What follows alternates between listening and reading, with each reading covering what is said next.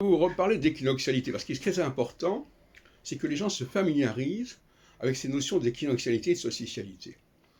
Quand ils observent une réalité, ils sachent si elle est de type équinoxial ou de type solsticial à un moment donné.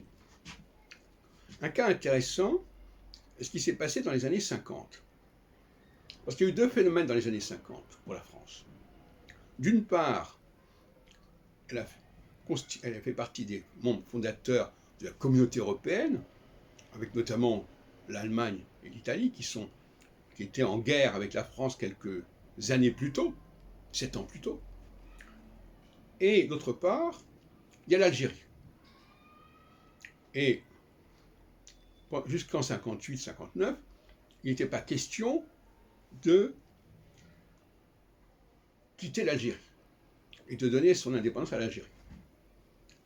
On sait d'ailleurs que c'est en 62, lorsque Saturne est devenu solsticial, que l'Algérie a pu obtenir son indépendance. Donc, on voit qu'il y avait deux chimères, dans une mesure, au milieu des années 50. La chimère de l'empire colonial, d'une part, et ça concernait d'ailleurs aussi bien l'Indochine que l'Algérie, ou même que le Maroc et la Tunisie.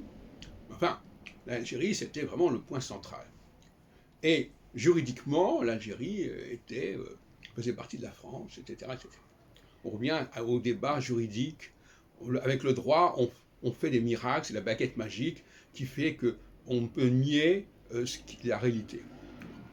Alors, donc l'équinoxialité, c'est un double déni de réalité. On nie la réalité du passé historique, de la guerre qui a précédé. On nie la réalité de la différence géographique, culturelle, religieuse, raciale, etc. En Afrique. Voilà, on est dans le déni. Et la solsticialité, c'est la résistance à ce déni.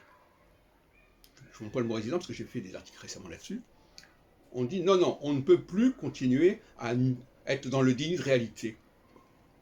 Alors ce qui est intéressant, c'est qu'aujourd'hui, nous sommes en phase de solsticialité, et que nous avons Macron et Le Pen face à face. Et d'une certaine manière, Macron, c'est le seul, quelque part, qui ne soit pas dans le déni de réalité. C'est le seul qui ne cherche pas à nier les faits, etc., etc.